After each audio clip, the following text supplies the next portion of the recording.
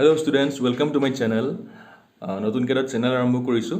মোৰ যেটো parent channel teacher on wheels তাৰ ওপৰতে বেছ কৰি টিচাৰ অন বৰ্ড হিচাপে তো এইটো চেনেলত আমি ক্লাছ কৰিম আমি বিভিন্ন ধৰণৰ কথা শিকিম আমাৰ পাঠ্যপুথিৰ লগত ৰিলেটেড যিহেতু মই অংকৰ বিজ্ঞানৰ শিক্ষক হিচাপে নিয়োজিত হৈ আছোঁ গতিকে মই তোমালোকক অংক আৰু বিজ্ঞান পঢ়াবলৈ চেষ্টা কৰিম যিমানখিনি পাৰোঁ আৰু হোপ তোমালোকে মোৰ লগত জইন কৰিবা তো আজি প্ৰথমটো ভিডিঅ' হিচাপে মই আৰম্ভ কৰিবলৈ লৈছোঁ সপ্তম শ্ৰেণীৰ অখণ্ড সংখ্যাৰ যিটো প্ৰথম লেসন আছে সেই লেসনটো আৰু তাৰ পাছত আমি অখণ্ড সংখ্যাৰ ওপৰত যিখিনি ইয়াত অনুশীলনীৰ প্ৰশ্ন আছে সেই প্ৰশ্নখিনি কৰিবলৈ চাম যিখিনি সমস্যা আছে সেই সমস্যাখিনি সমাধান কৰিবলৈ চেষ্টা কৰিম তো লেটছ ষ্টাৰ্ট দ্য ভিডিঅ' তো প্ৰথম কথা তোমালোকে ইতিমধ্যে পঢ়ি আহিছা পূৰ্ণ সংখ্যা কি স্বাভাৱিক সংখ্যা কি অখণ্ড সংখ্যা আমি এতিয়া পঢ়িম তো পঢ়াৰ আগতে আমি অকমান ৰিভাইজ কৰি লওঁ নেচাৰেল নাম্বাৰ বা স্বাভাৱিক সংখ্যা কোনবোৰ বা পূৰ্ণ সংখ্যা কোনবোৰ সেইখিনি কথা আৰম্ভণিতে মই এটা কথা কৈ দিওঁ তোমালোকক সংখ্যা ৰেখা তোমালোকে পাইছা ইতিমধ্যে ক্লাছ 6ত গতিকে সংখ্যা ৰেখা এডাল সংখ্যা ৰেখা তাৰ মাজত থাকে শূন্য তাৰ যিটো সোঁ সাইড অৰ্থাৎ এই সাইডটোত ৰাইট সাইড মানে এইটো আৰু এইটো হ'ব লেফট সাইড অৰ্থাৎ ৰাইট সাইড মানে সোঁফাল আৰু এইটো হৈছে বাওঁফাল সো শূন্যৰ সোঁফালৰ যিখিনি সংখ্যা একাদিক্ৰমে 1 2 3 4 5 এইখিনি সংখ্যা সদায় ধনাত্মক হয় অৰ্থাৎ এইখিনি সংখ্যা সদায় প্লাছত যায় জানা তোমালোকে তাৰ পাছত শূন্যৰ বাওঁফালৰ যিখিনি সংখ্যা একেই সোঁফালে যিখিনি আছিলে সেই অনুৰূপ ধৰণে আমাৰ বাওঁফালে যিখিনি সংখ্যা -1 -2 -3 -4 -5 এইফালে শূন্যৰ বাওঁফালৰ যিখিনি সংখ্যা সেই সংখ্যাখিনি আমি কি আমাৰ কি হয় ঋণাত্মক হয় অৰ্থাৎ এইখিনি সংখ্যা সদায় নিগেটিভত যায় তো শূন্যৰ পৰা আৰম্ভ কৰি এই গোটেই সংখ্যাখিনি একেলগে কি বুলি কোৱা হয় এই গোটেই সংখ্যাখিনি একেলগে আমি কওঁ পূৰ্ণ সংখ্যা মনত ৰাখিবা শূন্যক ধৰি শূন্যৰ সোঁফালৰ যিখিনি সংখ্যা আছে শূন্যৰ পৰা আৰম্ভ কৰি শূন্যৰ সোঁফালৰ গোটেই সংখ্যাখিনি সকলোখিনি মিলাই এইখিনি সংখ্যা কোৱা হয় পূৰ্ণ সংখ্যা তোমালোকে লিখি ল'বা যে শূন্যৰ পৰা আৰম্ভ কৰি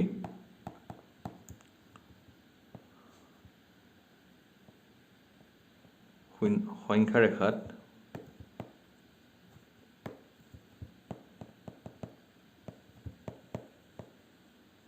থকা সংখ্যা ৰেখাত সোঁফালৰ সকলোখিনি সংখ্যাক একেলগে পূৰ্ণ সংখ্যা বোলে পূৰ্ণ সংখ্যা কি আমি শিকিলোঁ এতিয়া আমি চাম আমাৰ যিটো লেসনত আছে অখণ্ড সংখ্যা তো অখণ্ড সংখ্যানো কি এইটো যদি আমি চাবলৈ যাওঁ তেতিয়া তোমালোকে এটা কথা মন কৰিবা ইয়াত যে মই মোহাৰি দিছোঁ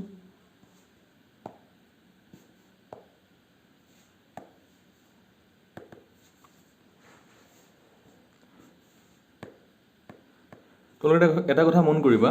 যে শূন্যৰ সোঁফালে এইখিনি সংখ্যা আছে শূন্যৰ বাওঁফালে এইখিনি সংখ্যা আছে ঠিক আছে সো শূন্যক ধৰি শূন্যৰ সোঁফালে থকা সংখ্যাখিনি আৰু শূন্যৰ বাওঁফালে থকা সংখ্যাখিনি অৰ্থাৎ শূন্যক ধৰি যোগাত্মক সংখ্যাখিনি যিখিনি আছে সোঁফালে আৰু যিখিনি বিয়োগাত্মক সংখ্যা আছে অৰ্থাৎ ঋণাত্মক সংখ্যা আছে এই সকলোখিনি সংখ্যাক একেলগে কি বুলি কোৱা হয় আমি অখণ্ড সংখ্যা কওঁ হয়নে আকৌ কৈছোঁ শূন্যক ধৰি শূন্য সংখ্যা ৰেখাডালৰ মাজত আছে শূন্যক ধৰি শূন্যৰ সোঁফালৰ সকলোখিনি সংখ্যা আৰু শূন্যৰ বাওঁফালৰ সকলোখিনি সংখ্যা এই গোটেই সংখ্যাখিনি একেলগে আমি কওঁ অখণ্ড সংখ্যা ঠিক আছে আমি যদি অখণ্ড সংখ্যাৰ ডেফিনেশ্যন লিখিবলৈ যাওঁ অৰ্থাৎ সংজ্ঞা লিখিবলৈ যাওঁ আমি লিখিম যে শূন্যৰ পৰা আৰম্ভ কৰি শূন্যৰ বাওঁফাল আৰু সোঁফালে থকা সংখ্যা ৰেখা লিখিব লাগিব শূন্যৰ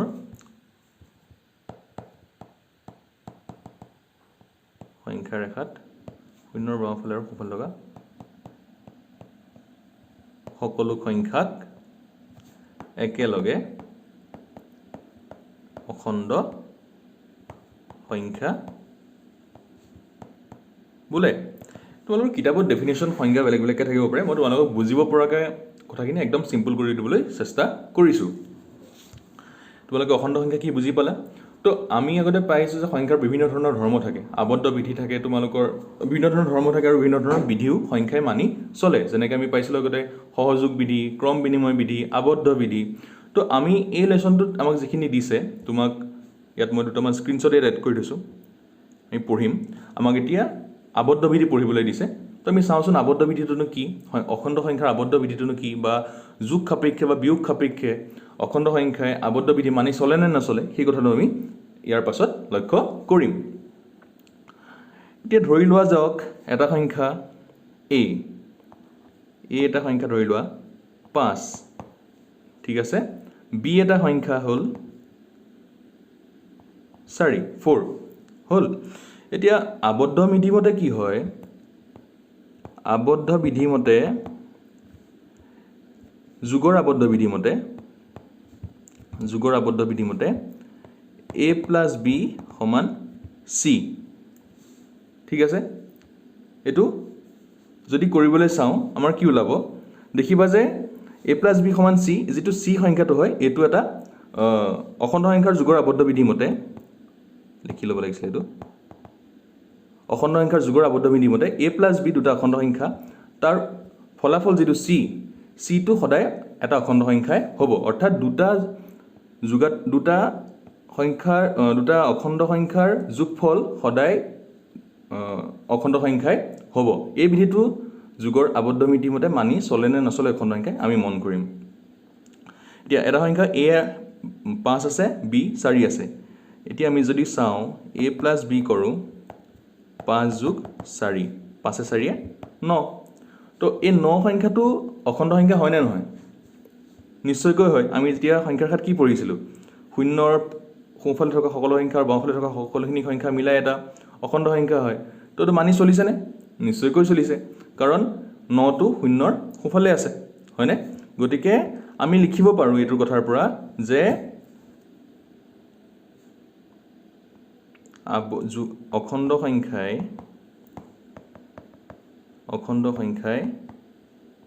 যোগৰ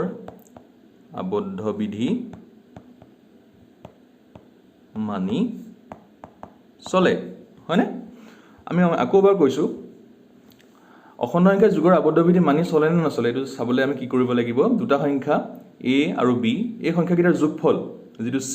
সি এটা অখণ্ড সংখ্যা হয় নে নহয় আমি হেতু চাব লাগিব আমি দুটা সংখ্যা লৈ ললো দুটা অখণ্ড সংখ্যা a 5 ললো b 4 ললো দুটা সংখ্যা আমি যোগ কৰিলো 5 যোগ 4 উত্তৰ ওলালে কিমান 9 তো আমি দেখিলো কি 9 টো যেটো আমাৰ যোগফল ওলাইছিলে এই যোগফলটো এটা অখণ্ড সংখ্যা হয়নে গতিকে আমি ইয়াৰ পৰা কি গম পালো যে a plus b কৰি যেটো আমি c পালো যোগফলটো পালো হেতু এটা অখণ্ড সংখ্যা গতিকে অখণ্ড সংখ্যাই যোগৰ আবদ্ধ বিধি মানি চলে ইয়াতো কি এটা কথাই লিখিছে তুমি লোকে যদি চাবলৈ যোৱা মিনিট মই ৰংটো চেঞ্জ কৰি লৈছো তোমালোকে যদি চাবলৈ যোৱা ইয়া লিখিছে চোৱা যদি a আৰু b দুটা অখণ্ড সংখ্যা হয় তেন্তে a plus b সদায় এটা অখণ্ড সংখ্যাই হ'ব ইয়াক যোগ সাপেক্ষে অখণ্ড সংখ্যাৰ আবদ্ধ বিধি বোলে বুজি পাইছানে মই যেটো কথা কৈ গলো a আৰু b দুটা অখণ্ড সংখ্যা 5 আৰু 4 এই সংখ্যা দুটা a plus b সদায় এটা অখণ্ড সংখ্যা অৰ্থাৎ c মানটো আমি a plus b যোগ কৰি যে c পাইছিলো এটা অখণ্ড সংখ্যাই হ'ব গতিকে যোগৰ আবদ্ধ বিধি মানি চলে বুলি ইয়াত কৈছে এতিয়া অখণ্ড সংখ্যাই বিয়োগ সাপেক্ষে আবদ্ধ বিধি মানি চলে নে নচলে আমি হেতু মন কৰিম এতিয়া একেধৰণে কৰিব লাগিব ধৰি লোৱা a 5 b 4 বিয়োগ সাপেক্ষে কৰিম যেহেতু গতিকে a - b সমান c কি হয় আমি চাব লাগিব c টো যেটো এটা অখণ্ড সংখ্যা হয় না নহয় আমি চাব লাগিব তো a এর মান আমি বহালো 5 b এর মান বহালো 4 c টি কিমান ল'ব 5 ৰ পৰা 4 গ'ল 1 1 টো অখণ্ড সংখ্যা হয় না নিশ্চয়কৈ হয় গতিকে 1 টো যেহেতু অখণ্ড সংখ্যা হয় গতিকে ইহতিও বিয়োগ সাপেক্ষেও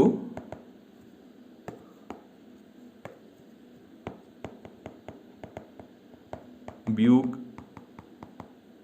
সাপেক্ষে আবদ্ধ বিধি মানি চলে নিশ্চয়কৈ বুজি পাইছা আকৌ এবাৰ কৈ দিছোঁ বিয়োগ সাপেক্ষে আবদ্ধ বিধি মানি চলে বলে a আৰু b দুটা সংখ্যা তাৰ বিয়োগফল যেটো c আমি পাম সেইটো এটা অখণ্ড সংখ্যা হ'ব লাগিব a আৰু b দুটা অখণ্ড সংখ্যাৰ বিয়োগফলটো আমি অখণ্ড সংখ্যা পাব লাগিব আমি দুটা মান a এর মান 5 আছিল 5 বহালো b এর মান 4 আছিল 4 বহালো 5 ৰ পৰা 4 গ'ল 1 1 টো অখণ্ড সংখ্যা নিশ্চয়কৈ হয় আমি যদি আগৰ সংখ্যা ৰেখাৰ ডালত চাওঁ 1 টো নিশ্চয়কৈ অখণ্ড সংখ্যা হয় গতিকে আমি লিখিব পাৰিম কি বিয়োগ সাপেক্ষেও আবদ্ধ বিধি মানি চলে ঠিক আছে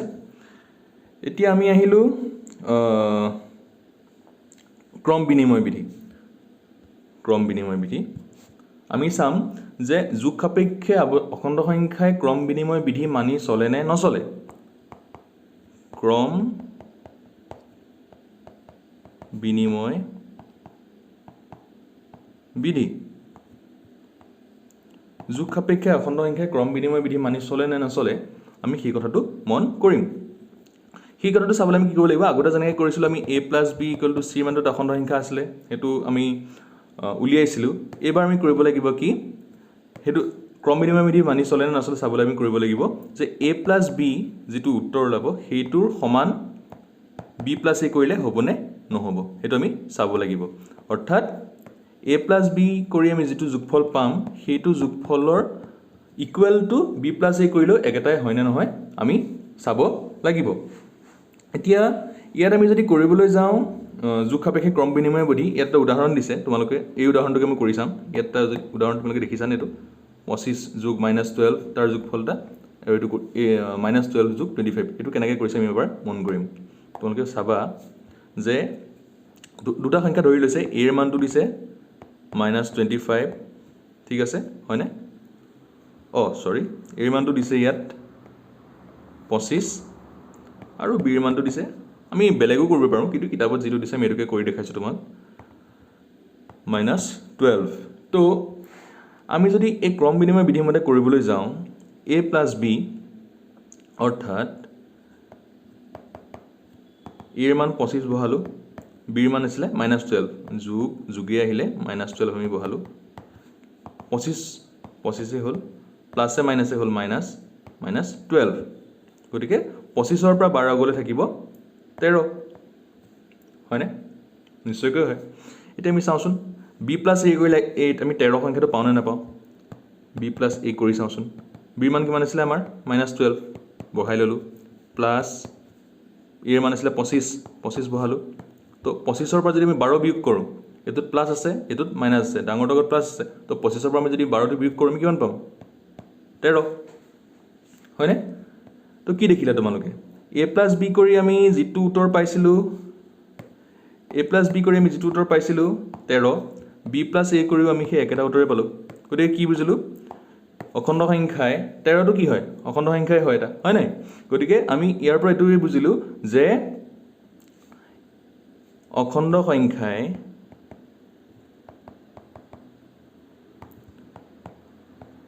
যোগ সাপেক্ষে ক্ৰম বিনিময় বিধি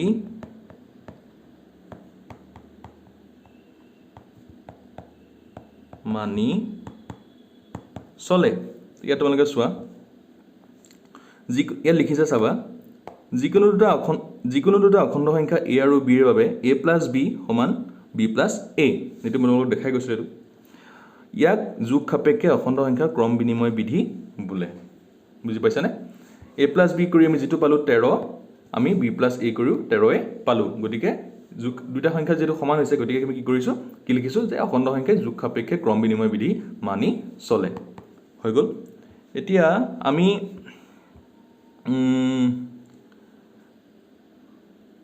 আৰু এটা বস্তু আছে ইয়াত তোমালোকক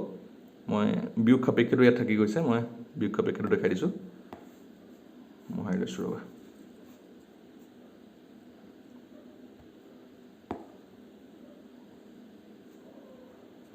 ইয়াত আছে বিয়োগ সাপেক্ষে আমি এইটো কৰিম এতিয়া বিয়োগ সাপেক্ষে ক্ৰম বিনিময় বিধি মানি চলে নে নচলে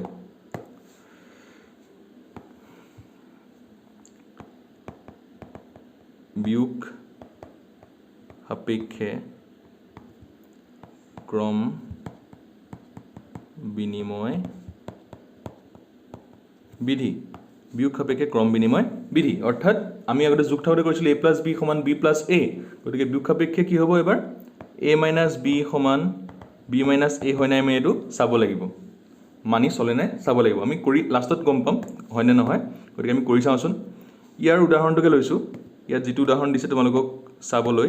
মই এইটো উদাহৰণকে লৈছোঁ ধৰি লোৱা যাওক এটা সংখ্যা a - 64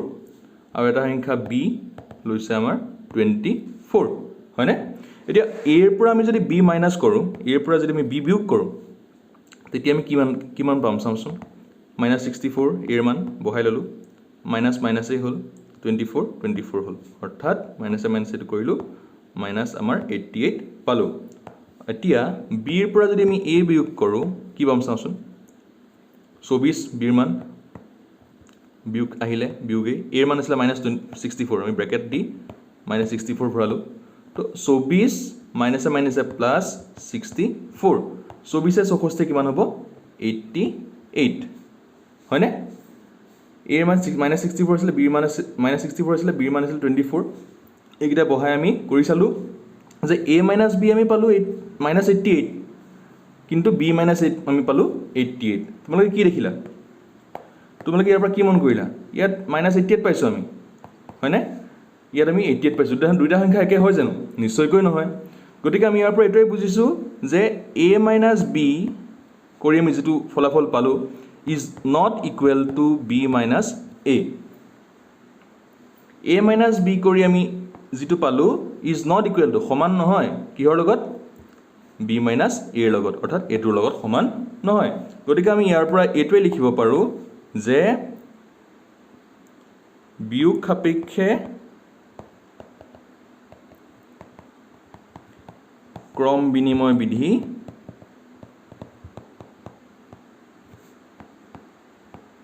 মানি নচলে বিয়োগ সাপেক্ষে ক্ৰম বিনিময় বিধি মানি নচলে কিহে নচলে অখণ্ড সংখ্যাই লিখি দিছোঁ ওপৰত এবাৰ থাকি গৈছে অখণ্ড সংখ্যাই বিয়োগ সাপেক্ষে ক্ৰম বিনিময় বিধি মানি নচলে ইয়াতো একেটা কথাই আছে তোমালোকে যে কিতাপত নিজৰ কিতাপত চোৱা ইয়াত দেখিবা যে ইয়াত লিখিছে কি ওপৰৰ তালিকাখনৰ পৰা দেখা গ'ল যে বিয়োগ সাপেক্ষে অখণ্ড সংখ্যাই ক্ৰম বিনিময় বিধি মানি নচলে যিকোনো দুটা অখণ্ড সংখ্যা a আৰু b ৰ বাবে a - b is not equal to b - a এই কথাটো মন কৰা a - b এইটো is not equal to b - a অৰ্থাৎ -88 it is not equal to 88 দুটা সংখ্যা সমান কেতিয়াও নহয় এতিয়া আমি ক্ৰম বিনিময় বিধি চালোঁ আবদ্ধ বিধি চালোঁ এতিয়া আমি চাম সহযোগ বিধিনো কেনেকৈ কৰে আমি এইটো কথা এতিয়া মন কৰিম okay let me do this okay আমি প্ৰথমতে যোগ সাপেক্ষে চাম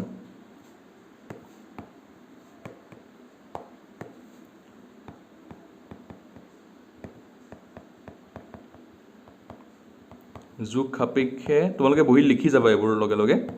তেতিয়া বস্তুটো বুজিবলৈ সুবিধা হ'ব যোগ সাপেক্ষে সহযোগ বিধি তো যোগ সাপেক্ষে সহযোগ বিধি মানে কি হয় আমি কেনেকৈ পাব লাগিব যদি মানি চলেটো আমি চাবলৈ যাওঁ তেতিয়া আমি চাব লাগিব যে a plus bracket b plus c সমান হয় নাই কিহৰ লগত a plus b plus c এই সংখ্যা এইটো যোগ কৰি যিটো উত্তৰ পাম ইয়াৰ সৈতে সমান হয় নাই আমি সেইটো চাব লাগিব এতিয়া ধৰি লোৱা মই কিতাপৰ উদাহৰণে দেখাম তোমালোকক যিহেতু কিতাপতে উদাহৰণটো আছে তোমালোকক বুজিবলৈ সুবিধা হ'ব গতিকে ধৰি লোৱা এটা সংখ্যা a আছে 5 b আছে -2 c আছে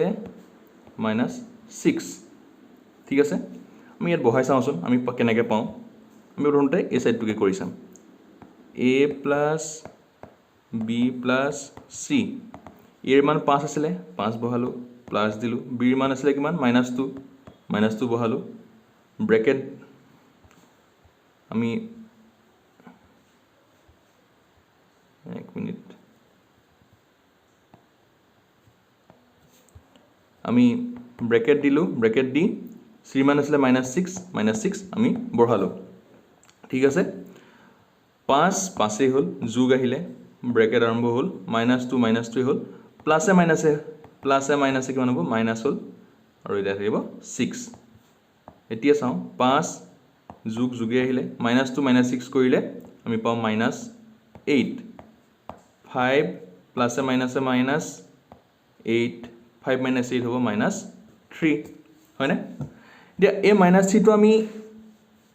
এই সংখ্যাটো এনেকৈ কৰিলে a + b ব্ৰেকেট কৰি + c যদি আমি কৰোঁ সেই সংখ্যাটো কৰিলে আমি -3 পাওঁ নে নাপাওঁ সেইটো আমি চাব লাগিব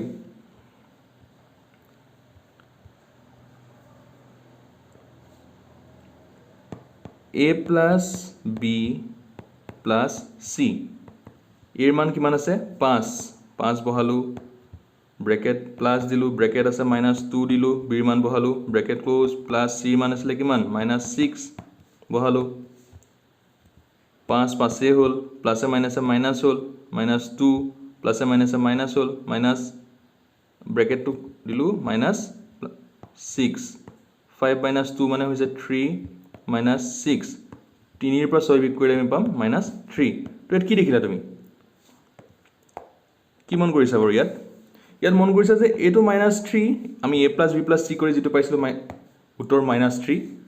a + b ব্ৰেকেট + c কৰি আমি একেটাই লাভ কৰিবলৈ সক্ষম হলো গতিকে আগৰ আমি যেনেকৈ কৰিছো সেই নিয়মতে যদি আমি চাবলৈ যাওঁ দুইটাৰে যদি উত্তৰটো একেই দুইটাই আমি সমানেই পাইছো a + ব্ৰেকেট b + c সমান a + b bracket close + c এই দুটাৰ যদি যেহেতু ভ্যালুটো আমি সমানেই পাইছো গতিকে আমি কি লিখিব পাৰো যে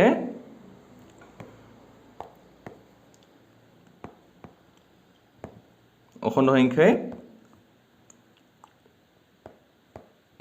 যোগ সাপেক্ষে সহযোগ বিধি মানি চলে এক্স্যাক্টলি হয় না সেই একে ধৰণে যদি তোমালোকে মই তোমালোকক শিকাই দিলো কেনেকৈ কৰিব লাগে যোগ সাপেক্ষে সহযোগ বিধি তোমালোকে বিয়োগ সাপেক্ষেটো নিজে এবাৰ কৰি চাবাচোন হেতু তোমালোকক মই নিজে এটা হোমৱৰ্ক দিছো তো আমি কেনেকৈ কৰিব লাগে তো ইতিমধ্যে গম পালোই যেহেতু ইয়াত যোগ সাপেক্ষে কোড আমি প্লাস কৰিছিলো বিয়োগ সাপেক্ষে কোড আমি কৰিব লাগিব বিয়োগ কৰিব লাগিব তোমালোকে কৰি চাবা ওলাই নে নোলাই তাৰ পিছত কিতাপত এবাৰ চেক কৰি চাবা যেহেতু মই ইমান কিটা ইতিমধ্যে কৰিলো আই থিংক তোমালোকে ইয়াৰ পাছত যেটো বিয়োগ সাপেক্ষে সহযোগ বিধি হেতু তোমালোকে কৰিবলৈ সক্ষম হ'বা নহলে কিতাপত চাবা নাইবা মোক কমেন্ট বক্সত কলেই হ'ল মই আকৌ তোমালোকক দেখুৱাই দিম এতিয়া আমি ইতিমধ্যে এখিনি হৈ গৈছে এটা বস্তু লাষ্ট বস্তুটো আছে হেতু হ'ল যোগাত্মক অভেদ এতিয়া ইয়াত এটা লাইন আছে মন কৰিবা যে আমি জানো কোনো পূৰ্ণ সংখ্যাৰ লগত শূন্য যোগ কৰিলে সেই পূৰ্ণ সংখ্যাটোই পোৱা যায় হয়নে এই স্টেটমেন্টটো কিমান সঁচা আমি চাওঁচোন কোনো পূৰ্ণ সংখ্যাৰ লগত শূন্য যোগ কৰিলে ধৰি লোৱা এটা পূৰ্ণ সংখ্যা 6 কি কৈছে শূন্য যোগ কৰিলে আমি কি পাম 6 পাম হয়নে ধৰি লোৱা সংখ্যাটা আছে 20 তাৰ লগত শূন্য যোগ কৰিলে আমি কি পাম 20 শূন্য 20 ধৰি লোৱা সংখ্যাটা আছে 4 লগত শূন্য যোগ কৰিলে কি পাম 4 হয়নে হেতুৱে কৈছে যে যিকোনো এটা পূৰ্ণ সংখ্যা 6 এটা পূৰ্ণ সংখ্যা হয়নে শূন্যৰ পৰা বাওঁফালে থকা সংখ্যাখিনি গোটেইখিনি শূন্যক ধৰি গোটেই 20 এটা পূৰ্ণ সংখ্যা 4 এটা পূৰ্ণ সংখ্যা গোটেই সংখ্যাখিনি শূন্যক ধৰি সেই সংখ্যাখিনিৰ লগত যদি আমি শূন্য যোগ কৰো তেতিয়া আমি সেই নিৰ্দিষ্ট সংখ্যাটোই পাওঁ গতিকে শূন্যটো কি হ'ব শূন্যটো হ'ব পূৰ্ণ সংখ্যাৰ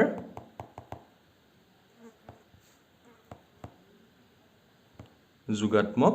অভেদ যেহেতু আমি যিকোনো এটা পূৰ্ণ সংখ্যাৰ লগত শূন্য যোগ কৰিলে সেই সংখ্যাটোৱে পাওঁ গতিকে শূন্যটো হ'ব আমাৰ পূৰ্ণ সংখ্যাৰ যোগাত্মক অভেদ এতিয়া এই প্ৰিন্সিপালটোকে যদি আমি পাছৰ কথাৰ ক্ষেত্ৰত অখণ্ড সংখ্যাৰ ক্ষেত্ৰত লগাওঁ তেতিয়া কি হ'ব চাবাচোন যিকোনো এটা অখণ্ড সংখ্যাৰ লগত শূন্য যোগ কৰিলে সংখ্যাটো অখণ্ড সংখ্যা এটাই হ'ব নাই আমি চাওঁচোন ধৰি লওক এটা সংখ্যা আছে -6 এইটো এটা অখণ্ড সংখ্যা তাৰ লগত শূন্য যোগ কৰিলে কি হ'ব -6 হ'ব ধৰি লওক এটা সংখ্যা আছে -13 তাৰ লগত শূন্য যোগ কৰিলে কি হ'ব -13 হ'ব ধৰি লওক এটা সংখ্যা আছে 18 লগত শূন্য যোগ কৰিলে কি হ'ব 18 হ'ব গতিকে আমি ইয়াৰ পৰা কি পালোঁ যিকোনো এটা অখণ্ড সংখ্যা -6 এটা অখণ্ড সংখ্যা -13 এটা অখণ্ড সংখ্যা 18 এটা অখণ্ড সংখ্যা এই অখণ্ড সংখ্যাকেইটাৰ লগত শূন্য যোগ কৰি আমি সংখ্যাটোৱেই পাইছোঁ গতিকে শূন্যটোৱে অখণ্ড সংখ্যাৰ যোগাত্মক অভেদ বুলি আমি ক'ব পাৰোঁ যেনেকৈ আমি আগতে শূন্যটো পূৰ্ণ সংখ্যাৰ যোগাত্মক অভেদ বুলি ক'ব পাৰিছিলোঁ কাৰণ পূৰ্ণ সংখ্যাৰ লগত যোগ কৰিছিলোঁ হয় নাই গতিকে আমি অখণ্ড সংখ্যাৰ লগত শূন্য যোগ কৰি আমি ক'ব পাৰোঁ যে শূন্যটো হ'ল অখণ্ড সংখ্যাৰ যোগাত্মক অভেদ ইয়াত এটা কথাই লিখিছে a যিকোনো এটা সংখ্যা হ'লে a + 0 = a = 0 + a সেয়েহে অখণ্ড সংখ্যাৰ ক্ষেত্ৰত শূন্যক যোগাত্মক অভেদ বুলি কোৱা হয় এইটো মনত ৰাখিবা তো ইতিমধ্যে অখণ্ড সংখ্যাৰ যিটো লেসন আছিলে তোমালোকৰ সেই লেসনটোৰ সকলোখিনি মই শেষ কৰি দিছোঁ যিখিনি বিধি আছিলে গোটেই বিধিখিনি কেনেকৈ হয় তোমালোকক দেখুৱাই দিছোঁ তোমালোকক বুজাই দিলোঁ আই থিংক তোমালোকে বুজি পাইছা ইতিমধ্যে সকলোখিনি কথা আজি মই এই ভিডিঅ'টোত তোমালোকক অনুশীলনৰ অংকখিনি কৰি নিদিওঁ ইয়াৰ পাছৰ ভিডিঅ'টোত আমি অনুশীলনৰ অংকখিনি কৰিবলৈ চেষ্টা কৰি দিম তোমালোকক ইয়াৰ যিখিনি তোমালোকে বুজি নাই পোৱা মোক কমেণ্ট বক্সত তলত জনাবা মই প্ৰয়োজন হ'লে আৰু এটা ভিডিঅ' তোমালোকক বনাই দিম থেংক ইউ